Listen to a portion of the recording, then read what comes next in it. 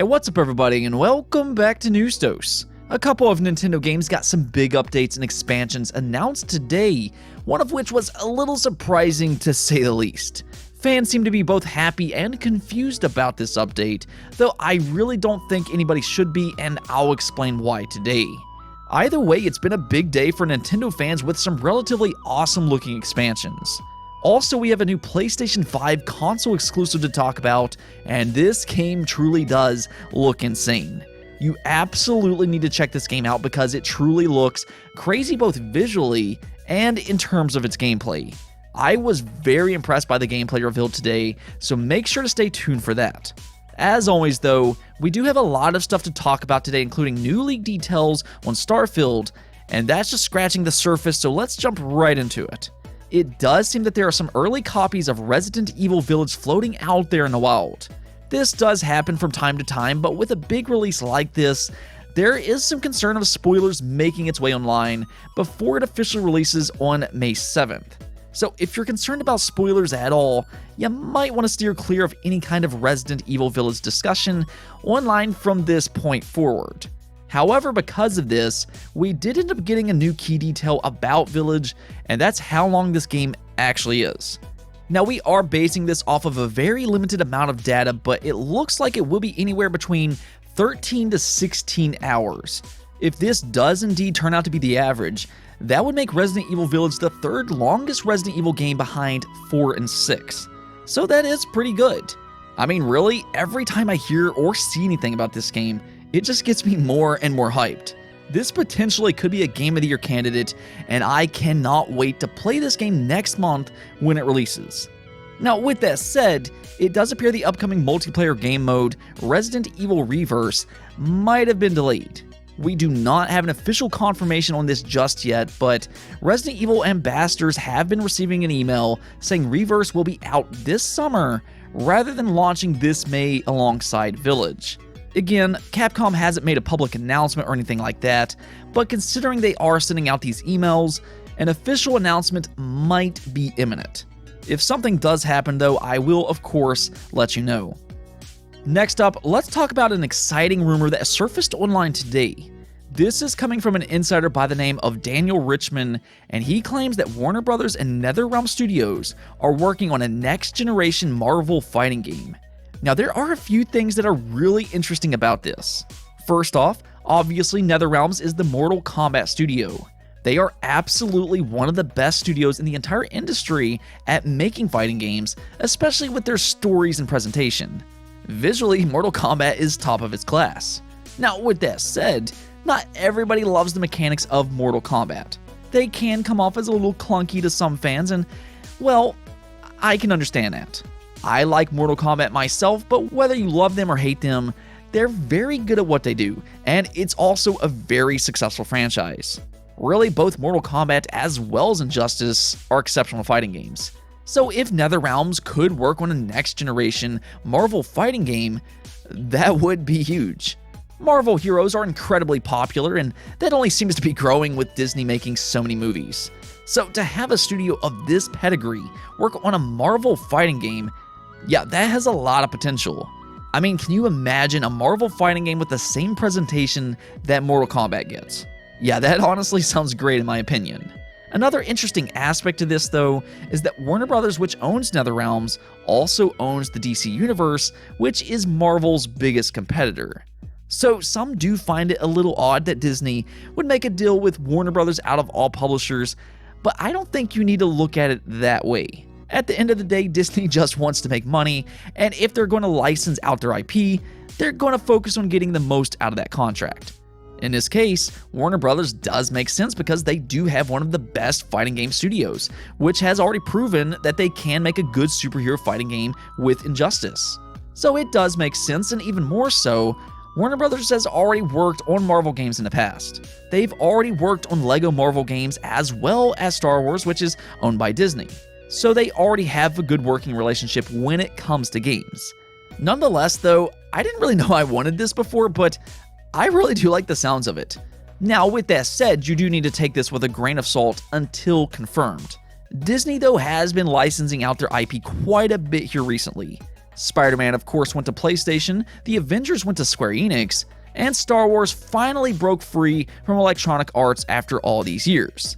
It does seem like Disney has some big plans for their IP in the game industry, so I wouldn't completely rule out this rumor. Let me know what you think about all this though. Would you like a Marvel fighting game developed by Netherrealms Studios? Now we also got a quick update for Starfield. We still don't really know much about this game other than it's Bethesda's first original franchise in 25 years. Bethesda of course is lauded as being one of the all-time greats in terms of RPGs and their engaging worlds. The Elder Scrolls with games like Skyrim and Oblivion were fantastic, and then you have the Fallout franchise. So there is a lot of anticipation surrounding Starfield, which I do find kind of intriguing because we have zero gameplay to talk about. We pretty much just got a logo and some leaked pictures. That's just the type of trust that Bethesda has built over the years though, and fans do expect Starfield to be another fun experience. Well, according to Rand Althor on Xbox 2 podcast, Microsoft and Bethesda plans to release Starfield this holiday. He seems pretty confident in this release window, and according to him, they are currently in bug squashing mode. This really isn't the first time that we've heard about this, however. Some other insiders, such as Nate Drake just earlier this year, mentioned that they want to release Starfield in 2021. So these insiders are hearing something somewhere, and unless Starfield gets delayed, it is very possible it comes out this holiday. That also means we're probably going to get a big reveal very soon. I would expect to hear about this game at E3. And I have to say, this would be a big release for Xbox this year. Assuming this is an Xbox exclusive, which I'm pretty sure it will be, having both Starfield and Halo Infinite launch this holiday will be absolutely massive for the Xbox Series and Xbox Game Pass. I mean, you can't forget, this will be a day one release for Xbox Game Pass. We've been talking about how rapidly Xbox Game Pass has been growing, and I would expect another dramatic increase with the launch of Halo Infinite and Starfield, and especially if they're launching close together this holiday. This really could end up being massive. Moving on though, we need to talk about a new PS5 game that was shown today. We finally got an update on Lost Souls Aside. Now, we saw this game a few years ago and it showed a lot of promise. It was apparently created by just one person over in China, and its initial trailer drew in a lot of attention because of just how much potential it had. Well, after seeing the reaction among fans, this game has since expanded into a 30-person studio, and it really shows. We got 17 minutes of new gameplay today, and wow, this game really does look insane. The visuals look stunning, and this looks like a legit big AAA game. I'm amazed this was only made by 30 people, and really, it started as a one-person project. That is very impressive. Just from the visuals alone though, it reminds me a lot of Final Fantasy 15 and actually Luminous Studios' upcoming project Forspoken. Lost Souls Aside seems to have a similar art style here, and even the animations are kind of similar. I mean that in the best possible way, but Lost Souls Aside also looks crazy good in terms of gameplay. Again, the animations look excellent with all the different effects happening on the screen. It's already drawing some comparisons to Devil May Cry and how it plays, and okay, I can see that. Really, anytime you can be compared to one of the best hack and slash franchises ever though, I mean, that's a pretty good sign. I mean, you must be doing something right if you're being compared to Devil May Cry. So far though, Lost Souls Aside looks absolutely superb, and this is one of the reasons I'm so excited to see what China can do this generation with console games. They seem to be an up-and-coming region for some very high-quality console games. They have already shown to have some real talent there. Last year we got Genshin Impact, which was one of the most successful games last year, and now we have Wukong and Lost Souls Aside. Both of these look promising, and now I just want to try them myself. With Lost Souls Aside being a Sony China Hero Project game though, this is set to release exclusively on the PS5 and PC. Let's talk about some Nintendo games though. We did get a few updates today. That Monster Hunter event did go live today where they revealed quite a bit of new content. They first opened up with an update from Monster Hunter Stories 2. Basically, they showed some new gameplay and talked about its turn-based combat. I do like the way this game looks personally. It's basically Monster Hunters with a Pokemon formula, and based off the first game, that's actually a pretty good combination. Now, I will leave a link below for you to go watch the full gameplay reveal there, but today we're going to focus on Monster Hunter Rise. Capcom is pushing to release regular updates for Rise, and that actually starts tomorrow.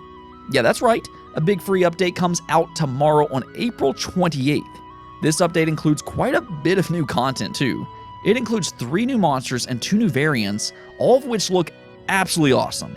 Not only will that give you new monsters to fight, but you'll also have new armor to unlock.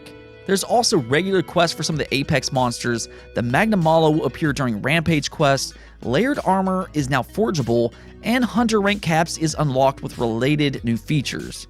They're even adding more customizable options for those looking to edit their characters, which includes new hair and even voices of some of the main characters in the game.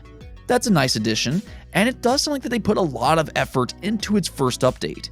There's a lot happening here, and what's so cool about this is that the next big expansion is right around the corner as well. Yeah, it doesn't look like they're slowing down at all. They did talk a little bit about what you should expect with the version 3.0 update, and it sounds like another pretty big update coming at the end of May, where you'll get several new monsters and an additional chapter set after the ending that the game originally launched with. Now, that was one of the big complaints for when Rise first launched. It kind of ends a little abruptly and feels kind of unfinished. Well, next month's update should help out with that, and what we're seeing here is that Capcom is committed to getting these updates out as soon as possible. The fact that you're getting 2 big expansions in the first 2 months is pretty impressive. By the end of the year, Rise will probably have a lot of extra content, and that's great to see considering this game was already pretty awesome. Now, interestingly enough, Monster Hunter Rise was not the only Nintendo game to get an update or expansion today. They also announced a pretty big online update for Super Mario Party, and fans seem to be both happy about this as well as confused. Super Mario Party did release back in October of 2018, so it's a little older now, and after being out for nearly 3 years, Nintendo finally decided to give it more online functionality. Yeah, you'll now be able to play its board game mode online. In my opinion, this is the main attraction of Super Mario Party, and these games really are meant to be played with friends and family. You just can't replace a real living person with AI opponents in a game like this, and it really is baffling that this game mode didn't already allow for online play. And that right there is really what fans are confused about. Why didn't this happen sooner, and why all of a sudden now? And I think this should be easy to explain. Obviously, it should have been there from day one, and there's really no disputing that, but I think Super Mario Party was more successful than maybe what Nintendo would have thought it would be. Nintendo games do tend to sell very well throughout the entire generation rather than just the first couple months like you see with other publishers, and since Super Mario Party launched, it has sold more than 13 million copies. That's kind of hard to believe, but with it doing so well and it having continued success, I'm sure Nintendo is looking at that and thinking they can do more. With an update like this, not only will it make for a better game for newcomers who pick it up once they grab a new Switch, but it also benefits the future of the Mario Party franchise. I'm absolutely sure we will see more Mario Party games with the type of success Super Mario Party has had, so it's best that Nintendo does add content like this to make it a better overall game, to leave a more lasting impression on fans. Now, you'll also be able to play 70 of the 80 minigames online, which is a huge improvement to what we had before. Prior to this update, only 10 minigames worked online, so yeah, this is a much needed and a very welcome update. And onto the poll of the day, games have been trending more towards big open world games. This has been happening for quite a while now, and I wanted to know if you all like this trend or not. Well, 61% of you said that yes, you do prefer these big open world games, but based off the comments, it doesn't seem to be a straightforward yes. A lot of you mentioned that you like open world games if done right, but it has to be implemented in the correct way. Some of you even feel that some games do force the matter. I know for me personally, I do get a little tired of it sometimes. Maybe it's because I play a lot of games, but so often do I feel I'm just running from point A to point B, rather than just enjoying a well-crafted level. Now, if you like to explore a little bit more, then that's probably not really a big issue, but I do tend to focus on the story and mainline missions the most, and I don't like all the running back and forth. Now, for me personally, I like what God of War did on the PS4. It had that hub world for some exploration and side stuff, but it also had a more linear feel to its levels. I think it was a great blend and it worked out perfectly. So I'd like to see more games do something like that, but whether it's linear or open world, I agree with you all in the comments. If it's done right, I'm all for it. Anyways though, that's it for this episode, but if you liked the video, don't forget to bell notification and subscribe button for more content just like this. Also, if you'd like to support the channel through Patreon, thank you for making this content possible. Peace out.